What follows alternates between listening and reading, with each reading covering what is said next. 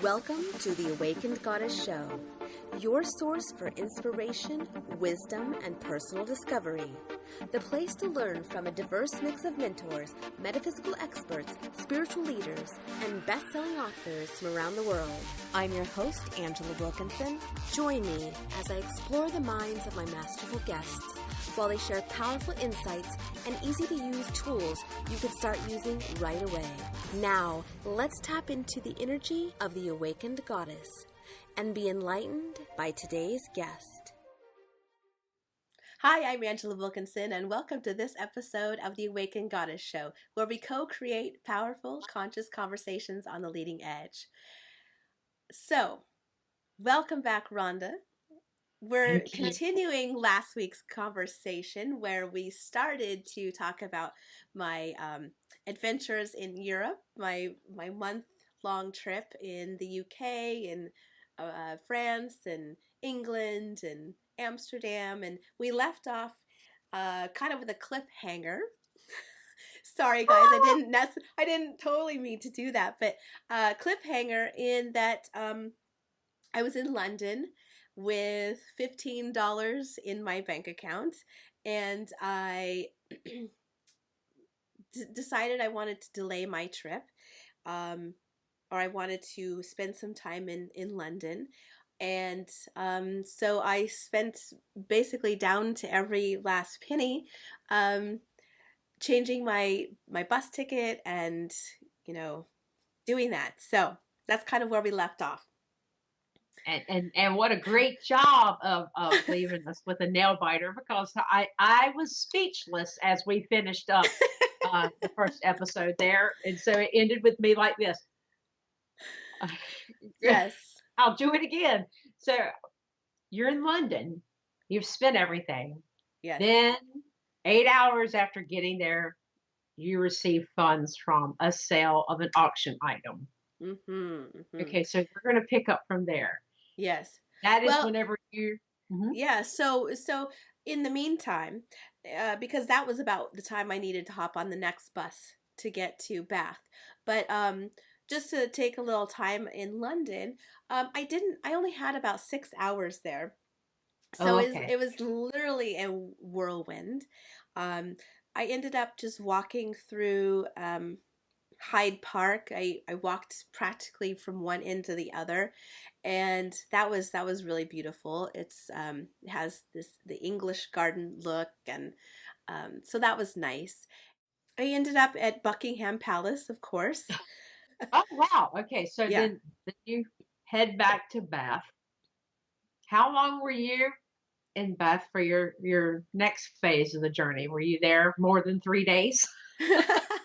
Yes, I was there about a week and a half. Oh, okay. About a week and a half, almost 2 weeks. And Bath is incredibly beautiful. My host and hostess there, PJ and Francis, they're incredible host and hostess. And, they welcomed me into their home, and it was my home base. And I could not have asked for a better situation. So I am so grateful for you guys, PJ and Francis, for hosting me. And Bath was fantastic. I could walk so many places. It was really quaint and beautiful, and it was magical. It had so much to offer. So there was, it's called the Thermea Bath Spa, and it brings in, during my travels, I did a Facebook Live video from the Roman baths, and they're literally like, a few blocks away from where I was staying, which was incredible. And so I went there, and the spa brings in the water from the hot springs, so that was great. We all spent some time there, but the Roman baths, oh my gosh, wow, those were fantastic, beautiful, incredible story. There's so much rich history there. And let's see, where else did we go? Oh, the Fashion Museum. That was really cool. Yes, it was interesting because in all of my journeys, I was really in a almost like a liminal space of no time, no space. So wherever I went, I didn't have like specific times where I had to be anywhere. And so I would find myself in the museum, in the fashion museum for a couple hours, just like totally absorbing everything, and at the Roman baths, and just really just being fully present. And that was really cool. On this leg of your journey, um, did you have a chance to meet up with anyone else, any other viewers while you were in Bath, or was this just a time to integrate the first part of your journey? Yeah, so it was nice because it gave me a place that I felt really comfortable in. So it Hmm. felt like, um, they made it so warm and inviting that I was able to feel really settled, which gave me the opportunity to explore. And PJ and I went to we went to Glastonbury, and in Glastonbury, it's a very goddess centric place. And they have very magical shops, metaphysical shops. Oh, Um, yes, they have a Viking shop, they have a witchcraft shop, they have, um, oh, books out of print shop, fairy shop. I mean, all of these magical places. And so we were there. A funny thing about Glastonbury, their shops are really only open from 11 to 4. So oh, okay. yeah.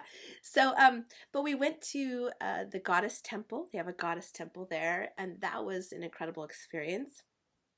And I think that it was the turning point for me, that that's where my transformation really started. I mean, of course there was the transformation we already talked about, um, but this was where I was really deepening in and having more of a internal transformation. The goddess temple, I walked in not knowing exactly what to expect because, we had heard some mixed message or mixed reviews about it. But when I went in and sat down, I felt like it was home. And it felt Hmm. so, talk about energy. I felt so much energy there. Um, it was just almost indescribable.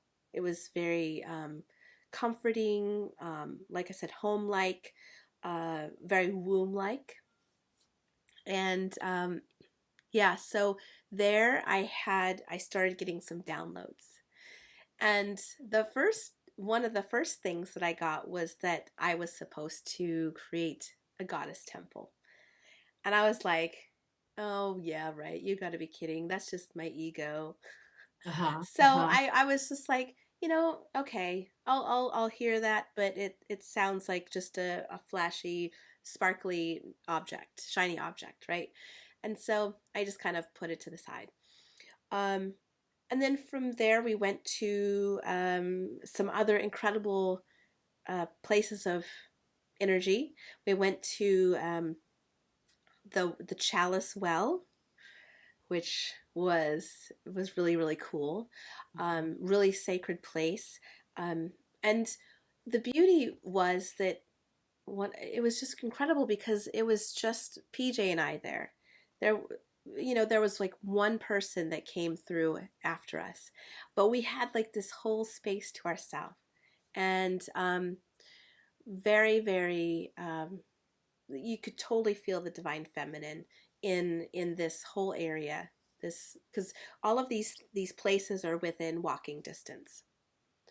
Oh, um wow. Okay. Okay. yeah, So you just that's amazing. yeah. Um, And so from there we went to the white spring well, and that was another place for me that was so incredibly powerful. We walked in, and it looks like a cave in a way. And you walk in, and there's a large, well looking structure where they're bringing in all of the water. the spring water. Now this is cold spring water, um, but but just it was a very magical place. In one corner they have what I would call like the divine feminine, and it was Mhm. very womb-like and very warm. And then on the opposite corner they have like the divine masculine represented, and I could feel a distinct difference between the two, and that was interesting because it was the same space, but there was a definite distinct difference. The masculine area felt much more linear, Mhm. cold.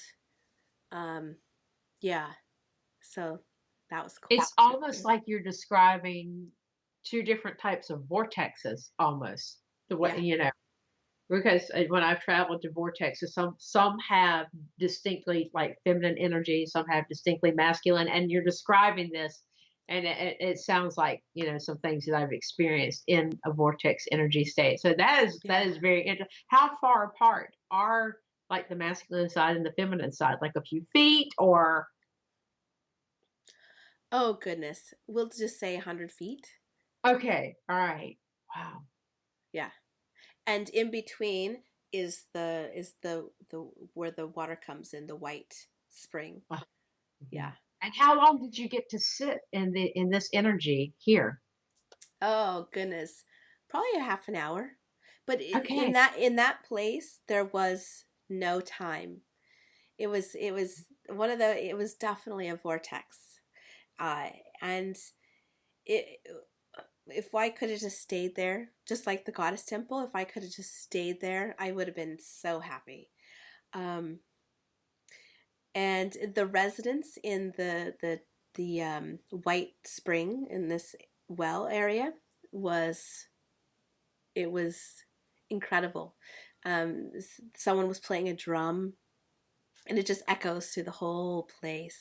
Wow. People come in and sing, they tone, um, and I had purchased a little goddess. Um, so this is Demeter, and I bought her, and I took her and I placed her at each altar. So I took her with us. And I also, oh, here's a fun thing. Before about 6 months before I left on this trip, I had buried a ring. It looks like an engagement ring, but it's not like a real one.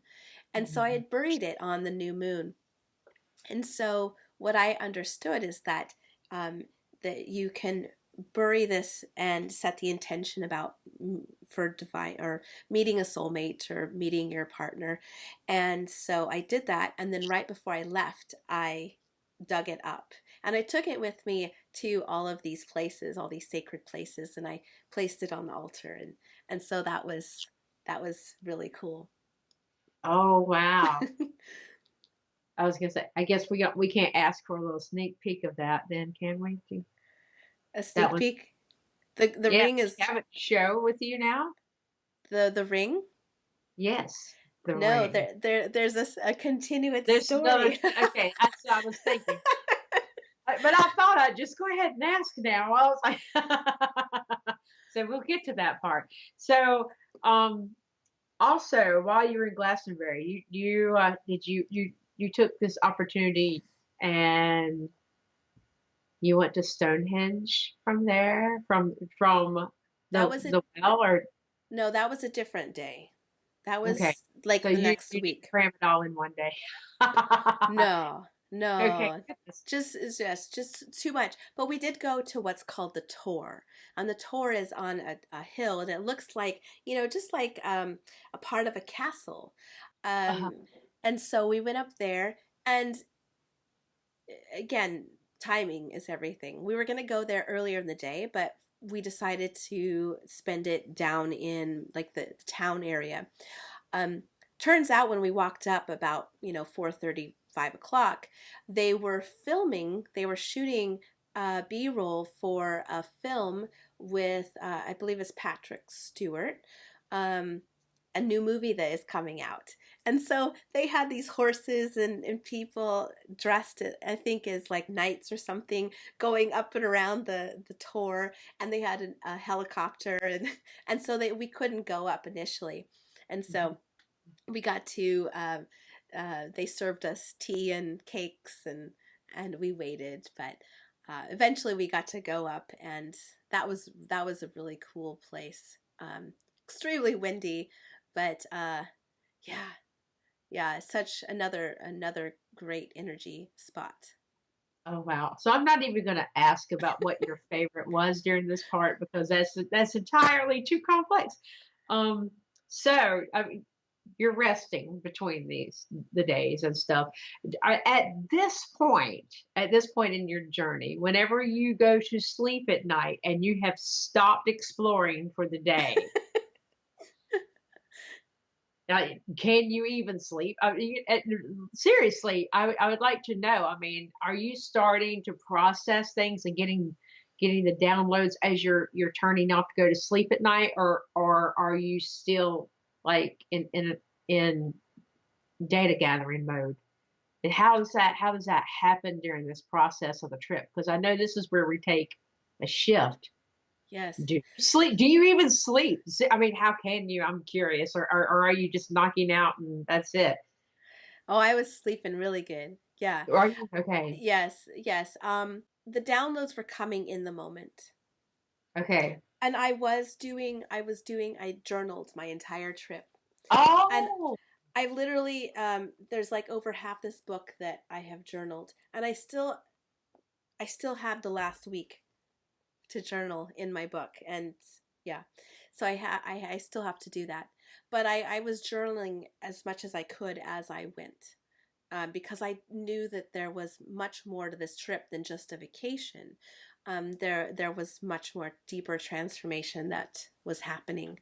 Um, but the downloads were coming in the moment, in the and moment. yeah, That's so like I said, in the downloads were coming on in the goddess temple and the white spring.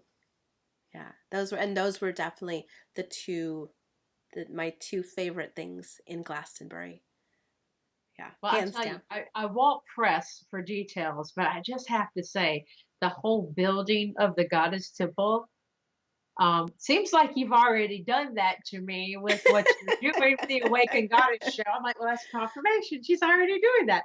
But I know You that can that press. is personal for you. No, feel free. Feel free, because that actually helps me.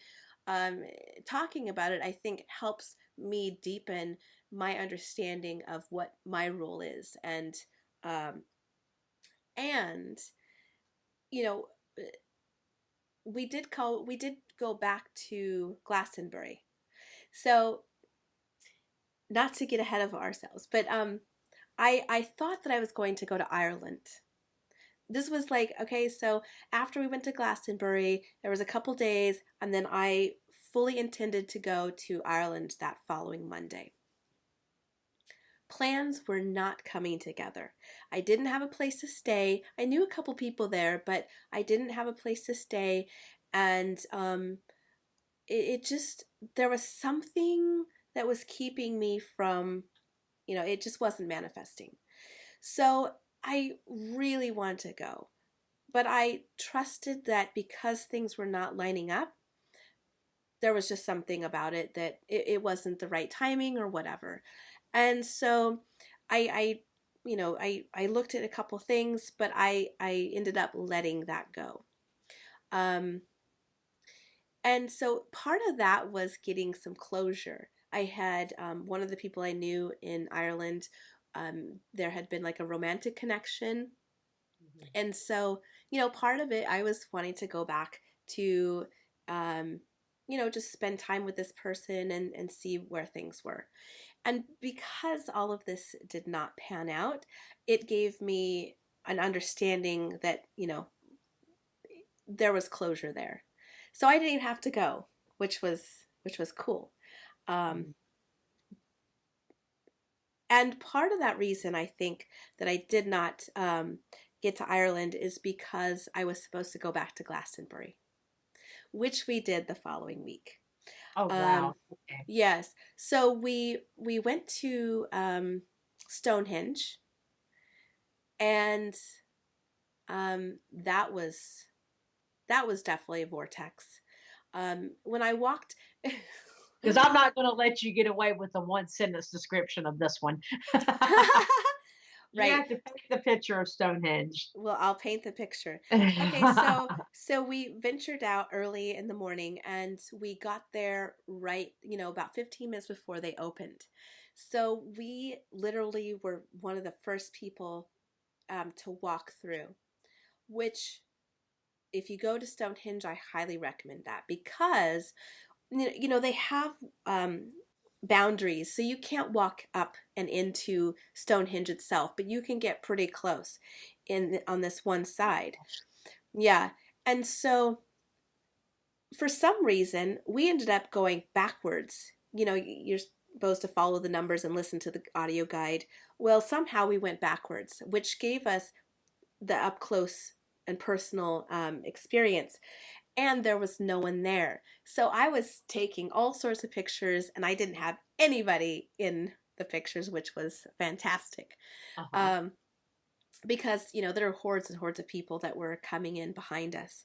Um, so when I was there, it felt really serene, and I didn't necessarily feel like any specific energy. But what I found is when we were leaving, like I was just taking my sweet time, and I probably took 100 pictures of Stonehenge, like every single angle, and the sun, and um, Oh, there was just something about it that was very magnetic. And when it was time to leave, like um I was with Francis and PJ, and they're kind of like, okay, we're ready to go, and I was just like finding myself, like if they hadn't said, okay, let's go, then I probably would have been there for hours mhm. because it just the energy. So from here, what was your next part of your next phase of the journey? We went to a place called Avebury, which is it's there's a little town where the whole town is basically surrounded by standing rocks, and that's called Avebury. And so we walked around the standing rocks, and that was really cool. Again, the energy was just off the charts. Apparently, the stones communicate with each other, and they have they have kind of like chakra lines, and they communicate with each other through these chakra lines. And I didn't find that out until after like we were leaving, but that was really interesting. Wow. Yeah. And I thought it was hilarious that and you walk in and you have to open these gates to get to these standing rocks, and there are sheep just milling around, and you're walking with sheep and just to go check out these stones. But it's like a whole circle of all these stones, and yeah. Well, did you during this point, did you get any downloads from that? I just believe in so much of the wisdom that stones hold. And I was just wondering, not Stonehenge, but here, did you get any downloads here? I know you didn't Stonehenge. I know So you just couldn't help but something magical going on there. But what about these stones, the standing rocks? Did they yeah, so what I got, kind of the visual I got there, were women dancing. So that was oh kind of like the feeling I got. So that was fun. oh Very wow, very feminine. Yeah. very feminine energy there. Mhm. Mhm. Oh wow. Okay. So look at And then we went down the street to called it's called Woodhenge. So it's kind of like they had put these poles of wood in the ground in like these circles, and the wood is no longer there, but they have like a representation of where each of those were. And that was, yeah, it was just like going to one energy center after the next. Yeah, there's just so much energy there. It's really oh cool. wow. Oh, that's amazing. And and the visuals that I get from your description of going from one energy center after the next, um, I'm kind of the continuum of events. I just find that very divinely orchestrated, for lack of a better way of even explaining it, as you're describing this, and the energy here, and the energy here, and the energy here. As did this ever build up to like an apex for you, or is it, or was it just a flow of energy spot, energy spot during this phase of the trip? Yes. So I think the apex was going back to Glastonbury and Mhm. going back to the goddess temple and the white spring. Um, PJ, when we went there, PJ saw that there was a little sign that said, "Oh, there's a sound bath, sound healing tonight at the goddess temple." Oh So we decided to stay because how could you not? How could you not? And she's really fascinated and interested in sound healing and musical instruments, and so we're like, oh my gosh, this is so perfect. Um, but um, this this was the reason why I didn't go. Another reason why I didn't go to Ireland, or why I wasn't supposed to go to Ireland, was because I was supposed to go back to the goddess temple. And remember how I said, you know, that this whole idea of creating a goddess temple came up? Well, it came up again. It came up, oh yes. So I walked in, and they have two sections in the goddess temple. Um, and so I went and sat in one section, and it was kind of like they had these nine goddesses, these forms of goddesses that are standing up, and they had some fabric around it. So it was very small, intimate space. So I walked in and sat down and immediately started to cry oh, because the energy was so I have um chills again. yeah, so potent, right? um and uh this was when, again, this idea of the goddess temple, it was like I wasn't thinking to find it, to see if, this is the thing. It just kind of came up again and was basically saying, this is something that you're supposed to do. So I hate to do this, but we have to wrap up. Ah, another nail biter. Ah, yes. So we'll leave it at that until next week, and then we'll like hopefully finish the rest of the trip because oh my gosh, yeah. There's just like so much. There's so much. And thank you, Rhonda, for helping me explore this and deepen my, experience, because sharing it does help bring this all this energy back and helps integrate it for me. So thank you. Oh, thank you. It's so magical that I want to cry. I have chills at times while you're talking, but to be able to relive this through your eyes and your experience is phenomenal, and I can't wait to pick this back up. Cannot wait for the next episode. Yes. Yes. So come back next week and we will keep it going. Keep it going. Thank you for listening to this episode of the Awakened Goddess Show. I hope you enjoyed today's guest and got something you can start using in your life right away. For more spiritual insights and to listen to more episodes, subscribe to The Awakened Goddess Show at theawakenedgoddess.com and discover wisdom that'll change your life.